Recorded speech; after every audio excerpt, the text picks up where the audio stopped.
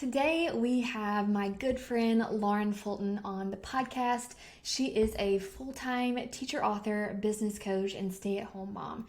She is passionate about helping other moms and teacher authors create thriving businesses without wearing themselves out by providing step-by-step guidance through her podcast, The Rebranded Teacher, and her membership, Rebranded Teacher Academy. So we do a deep dive into digital downloads. If you don't know what that is, it's basically creating something that someone pays for and then just downloads straight from the internet. It can be teacher resources, but it could also be birthday invitations, fonts, clip art. We talk about it all, how to get started, what types of streams of income can come from digital downloads, because it can really branch out into so many things. We are covering it all in this episode. I can't wait. Let's dive in. Welcome back, everyone, to the Course Creation Mama podcast. I have my friend Lauren here, and she is going to tell us all about digital downloads as a stream of income. So welcome, Lauren. I am really excited to talk about this. I'm so excited to be here. Awesome. So tell us a little bit about who you are and what you do. Yeah. So it's kind of hard nowadays. I feel like my job description just keeps getting longer, but in a nutshell, I create online resources for teachers and for teacher business owners, either to help them out in the classroom or to help them grow a business online. So that's kind of what I do in a nutshell. Awesome. So you specifically make resources for teachers, but do you ever help people that are not making teacher specific resources, or is it just like curriculum and worksheets and things like that? There's a mixture. I would say that the vast majority of people who are in my membership or in my audience are people who are teachers or are moms, one of the two. So it's either like a homeschool mom or a mom who's a stay-at-home mom who like helps her kids with school after they get home. Or some of them are teachers, but they don't create teacher-specific resources. So they may have started creating teacher-specific resources, and then they began to branch out into birthday party decor or things like that to sell on Etsy. So there's a mixture in there, but primarily I would say it's teachers and moms. Yeah, I've seen that too. And I feel like there are so many possibilities now with digital downloads. I mean, it can really expand to all kinds of markets, which is really cool. Yeah. Okay, so I know that you started selling your resources online before you started teaching others. So can you kind of talk us through that journey of how you went from teacher seller to now teacher mentor? Yeah. So I had been selling my resources, like math resources, just, math printables, things like that, like digital downloads, on a website called Teachers Pay Teachers for several years. And I got to the point where I had replaced my teaching salary and I was like, I'm going to stay at home and do it full time. And I kind of had a little bit of time on my hands, a little bit extra time on my hands. So I started to dabble and just kind of creating some YouTube videos for people, like to help people who wanted to make more money. And this is, I mean, I think maybe a little bit of naivete on my end, but I was like, people need help. Like, I obviously know what I'm doing. Like, that was kind of the mindset that I was in at the time. I was young, and I was like, I'll just, make some YouTube videos and like, just see where it goes. And, so I did that for a couple of months and then I got pregnant and I was like, I don't want to do anything. Like, I don't want to do anything. But then mid-pregnancy, the pandemic hit and the money that I was making online, it was like God just humbling me, for a moment. It was like slashed. I'm talking in March, it was like, it went from, oh, I'm going to have a 5-figure month to I'm making 20% of what I was making before. Like, it was just completely devastated. And I thought after I come out of this, of course, I'm pregnant, I'm going to have this baby soon. There wasn't really a whole lot that I could do right then other than damage control in my own business. And I certainly wasn't in the mindset of helping other people in that moment because I just needed to figure things out for myself. But I thought, if like when I make this out on the other side, like when all of this kind of settles, when the dust settles and I figure all of this out for myself, I don't want to be in this position again. I don't want to be in a position where I'm having to like figure out how am I going to pay the baby doctor? Like, how am I going to pay these hospital bills? how am I going to, like, I remember literally like standing in line at IKEA, getting ready to pay for a $75 crib, and like going in my bank account and like double checking that, like, yes, I've got all, if I do this, like I'm going to have all the money that I need to pay for everything else that I've got to buy. And Mhm. I thought, like, I just don't want to be here again. Um, so as soon as baby was born, I started looking for other ways. Like, how can I start to diversify my income streams? Because by that point, that digital downloads, everything, it had stabilized again. But I was like, who knows what's next, you know? So I started looking for ways to diversify. And that was one of the first things that I did, was to start back with helping teacher business owners grow that area of their business. So that's kind of how I got started with that. Moving into just kind of creating more YouTube videos, then creating a course, and then just kind of spiraled from there. Yeah, and I'm sure this happened to you too. Like when you start something and you're successful at it, people start asking questions. Yeah. I kind of went through the same thing as you. Like I started selling my digital downloads online, but then I started getting people asking me questions about how I was selling them, not about my resources. And I got way more questions about how I was selling them online, not about the resources themselves. So when you Mhm. get successful at something, you're going to have people asking you. And then that's a great way to then jump to another stream of income. Because I am like you, I think multiple streams of income are so important, especially in the online business world, because things can change so quickly and you don't want to put all your eggs in one basket for sure. You So don't. yeah, I definitely understand that. Okay, so you're helping teachers now with creating and selling resources. So let's say that someone is listening and they are interested. Maybe they're a teacher or they're a mom and they feel like they have the skills to create any type of digital download. How would they get started? What would be like the first step? I think the first step would be to identify your target audience, your niche, and knowing where's going to be the best place to put those digital downloads. Because if we're talking about something like birthday party decor, we're talking about Etsy. If we're talking about creating fonts, there are so many different places that you can put fonts. If you're gifted with creating clip art or something like that, then you could list them on multiple sites as well. You could list them on Etsy, you could list them on Teachers Pay Teachers, you could list them in a lot of different places. If we're talking about digital downloads for recipes and things like that, then maybe you want to start looking at having your own blog, or there's another avenue other than maybe Etsy, right? Or Teachers Pay Teachers. So for sure, Teachers Pay Teachers and Etsy are the two that most people in my niche and in my world are utilizing.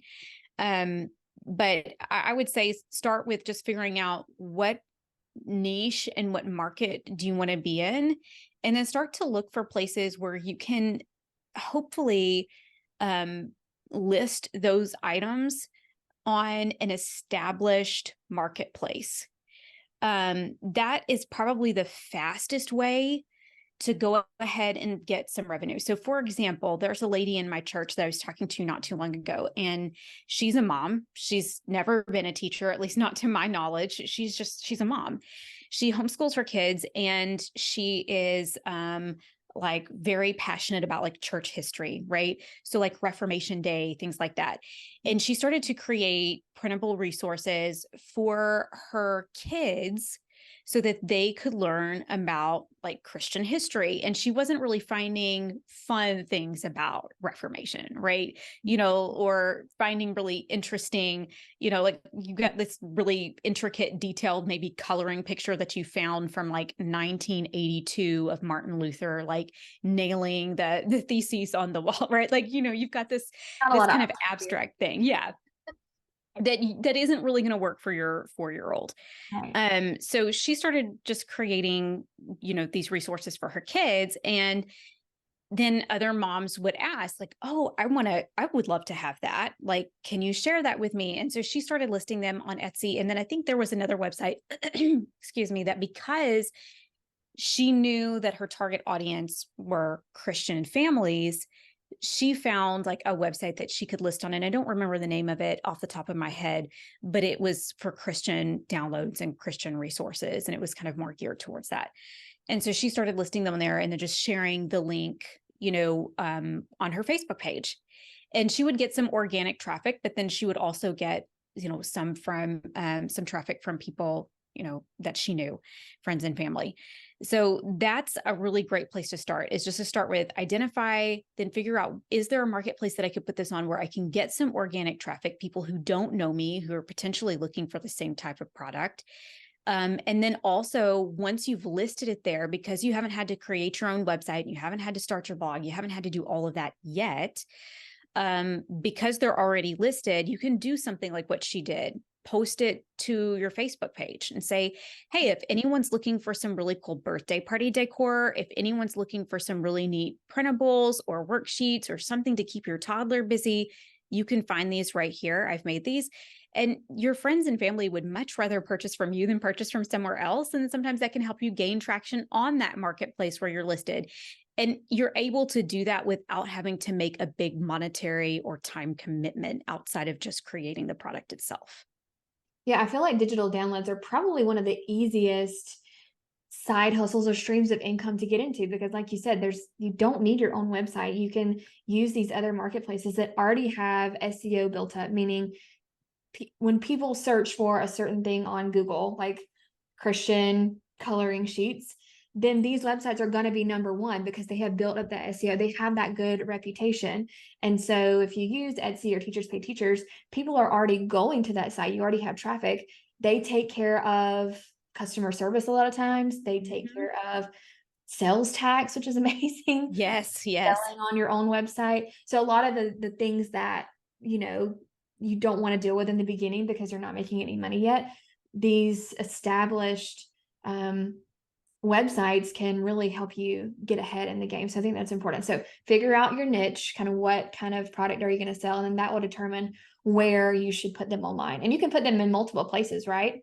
Oh yeah, you can put them in many places. And even if, I mentioned earlier, like recipes, you might want to have your own blog for or whatever. Just because a marketplace isn't necessarily designed for the particular niche that you're in, like Etsy, they have printable downloads for loan officers to like reach out to their clients. Like they have super niche stuff that most people are not necessarily going to Etsy for, but you can at least drive traffic there yourself. So let's say that you are somebody who's really gifted in creating, like I've got an acquaintance of mine, a childhood friend that I kind of grew up with, and she creates all of these like incredible gluten-free, dairy-free, allergen-free, like you kind of look at it and wonder what on earth is it made of, but it's all healthy and it looks incredible. Yeah. And you want the recipe, Mm-hmm. but she's not at a place where she could have a cookbook yet. Well, that's a perfect opportunity to do like, 5 gluten-free breads, put them together, stick them on Etsy so that you're not having to worry about all of that stuff just yet. You're not having to do the website. And then you can go ahead and sell to friends and family. It can go ahead and be a really simple download where you can make a few dollars and without having to make the bread and give it to them. And it's an easier sell because digital downloads are going to be that lower price point. So people are willing to pay $3, $5 versus if you're going to start with maybe like a bigger ticket item, like a course, you have to do a lot more marketing for that kind of sell, Right. Okay. So people pick a niche, they pick the kind of the marketplace or multiple marketplaces, but let's talk about actually creating them. What kind of programs should they use? What if they feel like they want to go into this type of stream of income, but they're not creative? What would you say to that? Yeah. I'm a really big fan of PowerPoint. I know you are as well. I think most creators in our world are using PowerPoint.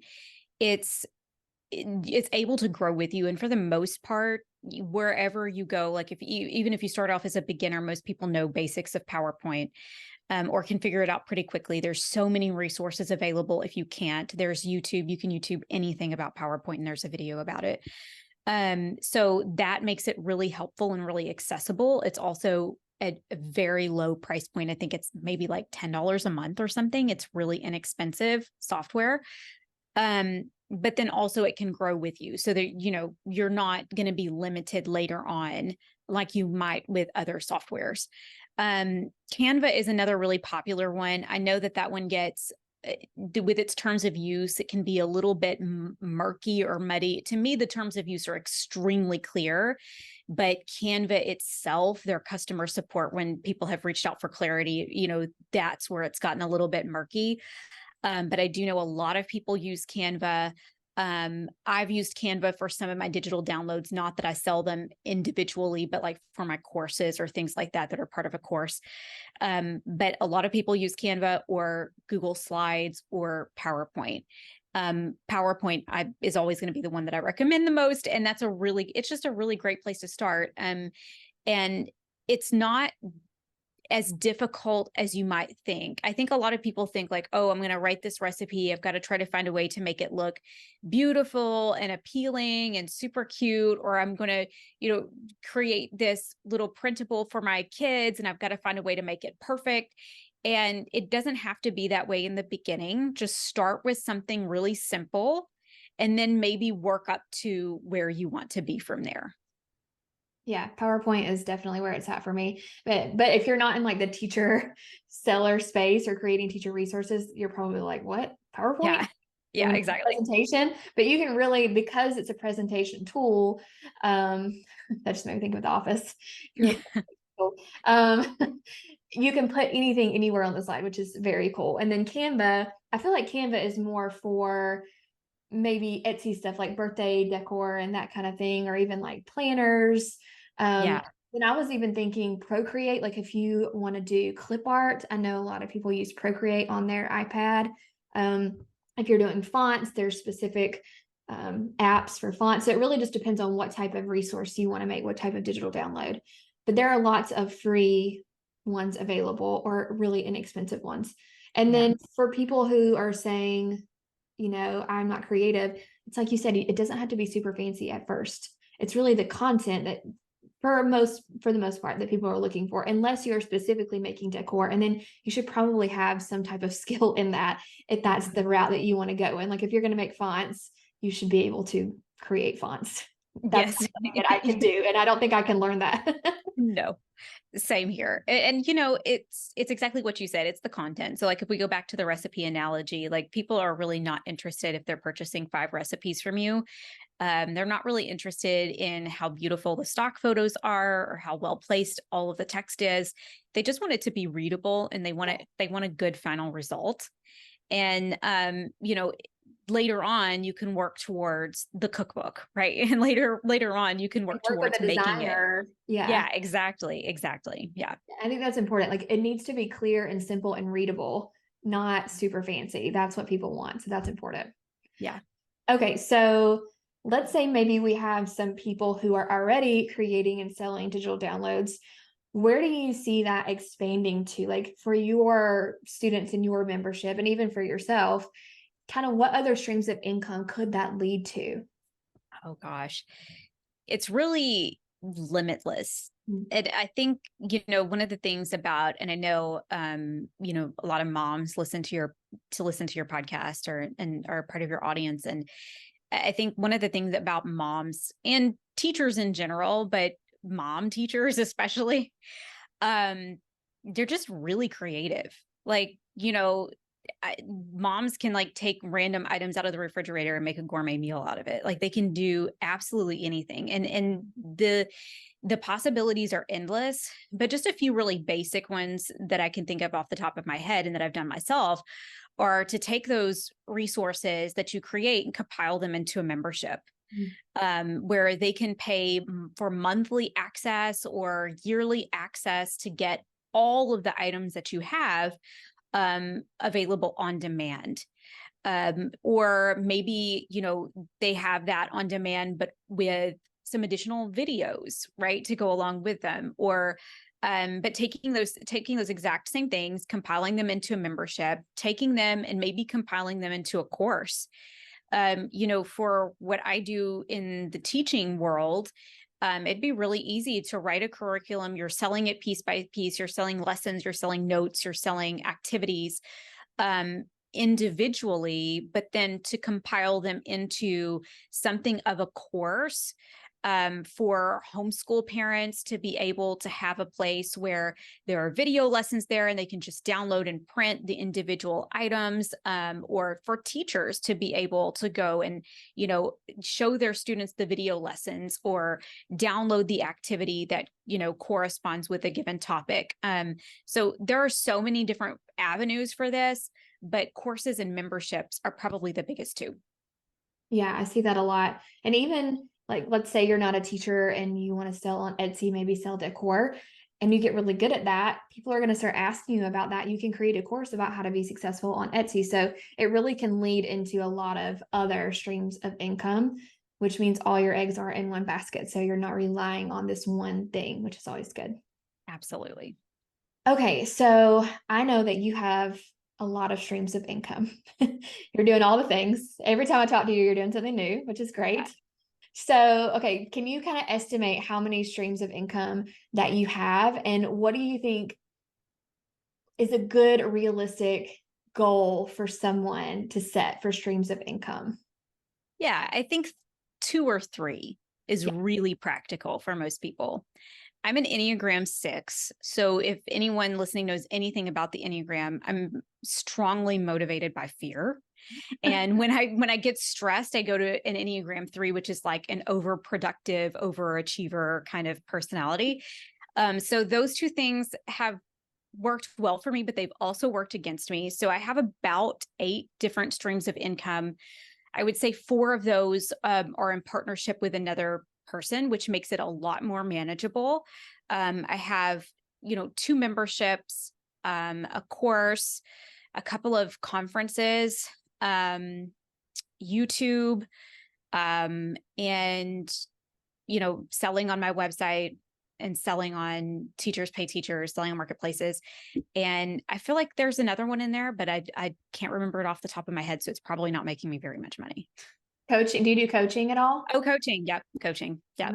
And Yeah. the cool thing is all of those are related, right? Like they all started from Yeah. this core business and then you expanded using kind of what you already had, which is cool. Yeah. So that really goes to show the possibilities are endless. And I didn't even think about coaching, but that's another thing that these digital downloads could lead to coaching people how you create the downloads or how you're successful with selling them, or even how to use the downloads that you create, like you said, as far as teacher resources. Maybe you could coach other teachers about how to use your specific curriculum or do professional development. So I say all that to say there's a lot of different options for you. Even if you start with this one thing, you can definitely diversify, which is so important. Okay. Absolutely. Wow. So this was really, really exciting. So I was in my podcast with asking people this question. What is one act of generosity that you have done or you plan to do? And it could be with your business or personal, with your family. Gosh, I think one of the things that's been really nice is that, you know, I'm I'm a faithful giver to my church, and that's the one place where I've been able to give generously and to not worry about where, I've always been a 10 percenter, like 10% of my income always goes to my church.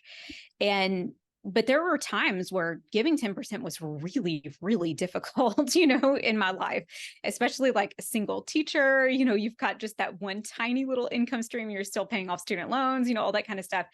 But I think also when things come up, um, or things come up with friends, man, I hate to really list specifics because I want to be like mindful of people's privacy, but I also, I don't know, like I feel like I'm tooting my own horn, but like there have been opportunities for me to be generous with my friends. This person's going through a hard time. Let's go have a girls' day, make a big spa day out of it, and it's not something that I have to worry about being generous with, or, there's something that comes up at church and I'm able to be like, hey, just get with me, like I can help out with that. And I'm not talking about, I'm not a millionaire. Like I'm not talking about doing anything big, but it's given me the freedom to be able to do that. But also it's given me the freedom of being able to be generous with my time. And I feel like that's even more important than being able to be generous with money.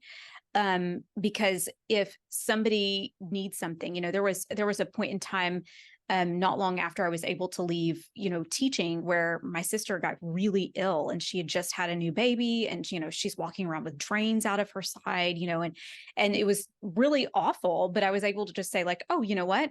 I'm going to go up there. Like I'll be up there for a while, I'm going to go back and forth. And I was able to be generous with my time.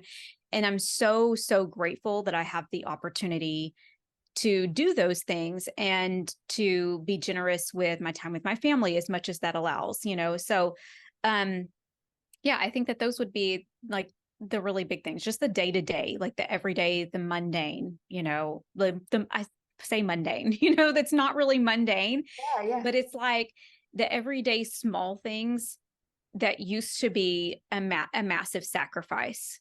And yeah. now, because of how, um, I've worked to set up my business, and because of honestly just how incredible God has been to me, it doesn't feel like the massive sacrifice anymore, which I'm really grateful for. Yeah, man, I love that. I feel like that's the why behind a lot of my listeners and wanting to start a business. First of all, to help people, but also to have that financial freedom and time freedom, because really time is our most valuable asset. It's the only thing we can't get more of. So being generous with your time, even if you feel like right now you don't have the money to give to be generous, you can still give of your time, and setting up your business in the right way, automating things, setting up systems so that you really can spend your time doing what matters most, hanging out with your family, but also helping people. I think that's wonderful. Yeah. Awesome, Lauren. Well, thank you so much. So tell our listeners where they can find you. Yeah, so you can find me on YouTube or on my podcast. So on YouTube, I'm Lauren Fulton. There are lots of new, if you're interested in selling resources online, there's like some playlists for selling on TPT for new beginners. And then I also have the podcast, The Rebranded Teacher, as well. Awesome. Well, thank you so much. Yeah. And yeah, her podcast is amazing. If you are a teacher looking to get started selling your resources, definitely check that out. Yeah. And Lindsay's been on a couple of times talking about courses and I think product creation too. I think episode 2. I Back think you in the were day. episode 2. Yeah, back in the day. Yeah. I love it. Full circle now, right? Yeah, absolutely. Awesome. Thanks, Lauren. Thank you.